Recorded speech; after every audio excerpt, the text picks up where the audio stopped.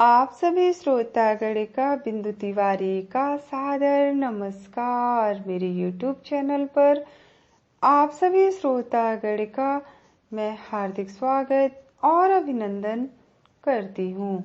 Divine lights association team की तरफ से आज के सेगमेंट में मैं आप लोगों के लिए जियोलॉजी पार्ट 58 लेकर आपके बीच में हाजिर हूँ। इसे हमें तकनीकी रूप से उपलब्ध कराने में सहयोग रहा परम आदरणीय गुरु डॉक्टर मुकुंद नीलकंठ जोशी सर को मैं नमन करती हूँ।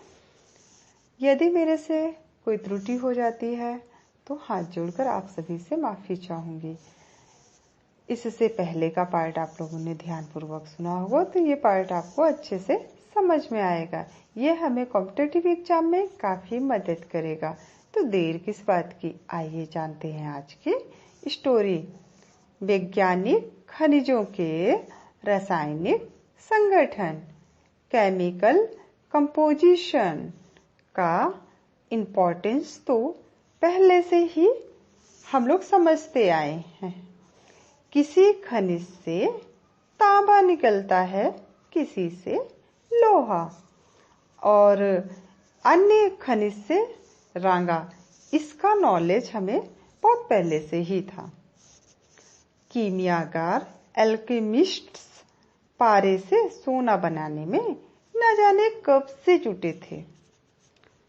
विद्वान दो चीजों की खोज के लिए बहुत ही जोड़ तोड़ से प्रयास कर रहे थे।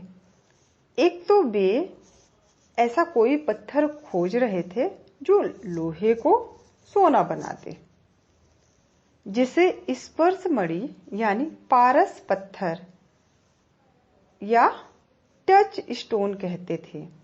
दूसरे पता नहीं कब किसने कहां कल्पना की कि ऐसा कोई द्रव होता है जिसे पीने मात्र से मृत्यु नहीं होती, अर्थात अमृत। उस अमृत की खोज में भी मानव बुद्धि स्टार्टिंग से ही लगी हुई थी। सैकड़ों सालों में न पारस मिला न अमृत, लेकिन हमें रसायन शास्त्र का ज्ञान मिल गया। भाई, जब हम प्रयास किए तो हमें एक ज्ञान मिला, वो रसायन शास्त्र। खनिजों का इसी आधार पर वर्गीकरण किया गया।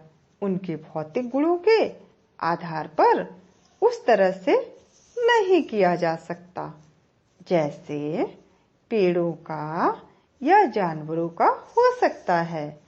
यह तो समझ में आ गया। रासायनिक संगठन एक महत्वपूर्ण सब्जेक्ट हो सकता है, यह बात स्पष्ट हो रही थी।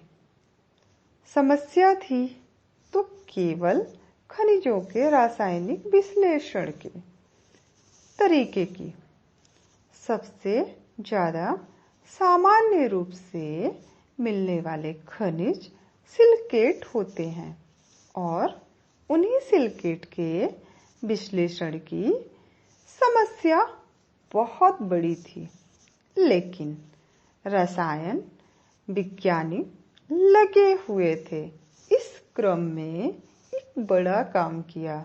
स्विट्जरलैंड के एक वैज्ञानिक जोन्स जैकब बर्जीलियस, पीरियड इनका था 1779 टू 1848। उन्हें अदर वैज्ञानिकों रॉबर्ट बायल, जॉन डाल्टन तथा एंटोनी लेवोसियस के साथ साथ वर्तमान रसायन विज्ञान का जनक यानी फादर माना जाता है। बर्जीलियस के अनेक योगदानों में से एक है उनके द्वारा की गई सिलिकॉन तत्व की खोज। उसके बाद खनिजों का रासायनिक विश्लेषण अधिक अच्छी तरह होने लगा। रसायन वैज्ञानिकों द्वारा खनिजों पर किए जाने वाले अध्ययनों से दो नई बातें पता लगी। एक को कहते हैं आइसोफॉर्मलिज्म। बहुत सारे खनिज ऐसे होते हैं जिनके भौतिक गुण लगभग एक जैसे होते हैं, परंतु रासायनिक संगठन की दृष्टि से वे अलग अलग होते हैं। हम कभी कभी देखते हैं कि लगभग मिलती जुलती सूरत के दो व्यक्ति होते हैं जिनका आपस में कोई रिश्ता नहीं होता है। यह कुछ वैसा ही है। किसके लिए? खनिज की बात हो रही है यहाँ पर। हालांकि आइसोफॉर्मलिज्म में थोड़ा रिश्ता होता है।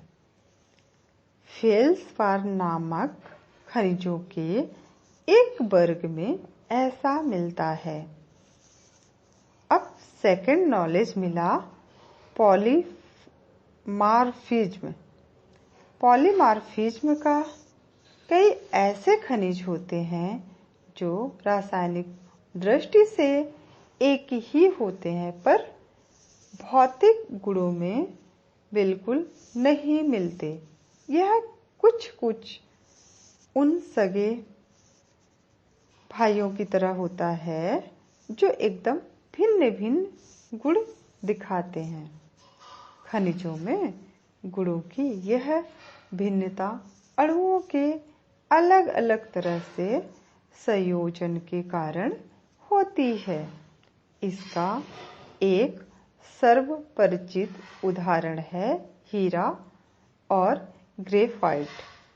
रासायनिक दृष्टि से दोनों कार्बन हैं, पर इस एक समानता को छोड़ दे तो दोनों में कुछ भी नहीं मिलता।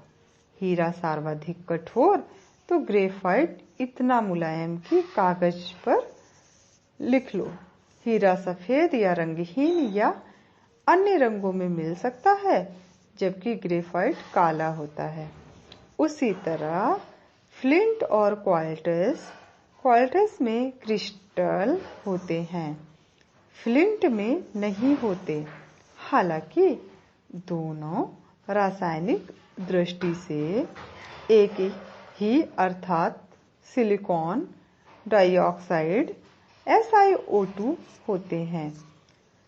भूविज्ञान यानी जियोलॉजी के विद्यार्थी